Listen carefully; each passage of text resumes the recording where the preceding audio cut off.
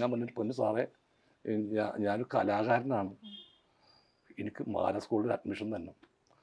അപ്പോൾ ഞാൻ പ്രിൻസിപ്പളാണ്, എനിക്ക് കുറേ ലിമിറ്റ്, സർക്കാർ കോളേജാണ്, ഹെഡ് ഓഫ് ദ ഡിപ്പാർട്ട്മെൻറ്റ് വിചാരിക്കണം, താനും കാര്യം ചെയ്യും, അങ്ങോട്ട് വരാൻ പറഞ്ഞു. അവിടെ ചെന്നു ഹെഡ് ഓഫ് ദ ഡിപ്പാർട്ട്മെൻറ്റൊക്കെ പോയില്ല, പണിയുണ്ടാകാൻ പറഞ്ഞു. ഒരു രക്ഷയില്ല, അവിടെ സീറ്റ് ഫുള്ളായി പോയി. എൻ്റെ വിഷമം കണ്ടപ്പോൾ ഈ ഭരതമാഷ് പറഞ്ഞു, താനും കാര്യം ചെയ്യും, ഈവനിങ് കോളേജിൽ ചേരി. അപ്പോൾ ഈവനിങ് കോളേജിൽ എന്തെങ്കിലും ജോലി വേണം. അപ്പോൾ ജോലിക്ക് ഏതെങ്കിലും ബാർബർ ഷോപ്പിൽ നിൽക്കണമെന്ന് പറഞ്ഞിട്ട് ഒരു സർട്ടിഫിക്കറ്റ് മതി. ഓ അത് ഞാൻ ഉണ്ടെങ്കിക്കോളാം പറഞ്ഞു. എവിടെ നിങ്ങൾ സർട്ടിഫിക്കറ്റ് മതി.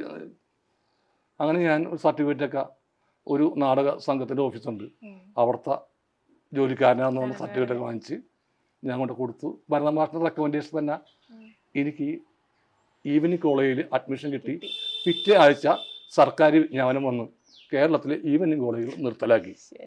എൻ്റെ തൃക്കാല് കുത്തി ആ സ്ഥാപനങ്ങൾ മുഴുവൻ കേരള സർക്കാർ അവസാനത്തെ വിദ്യാർത്ഥിയാണ് ഞാൻ.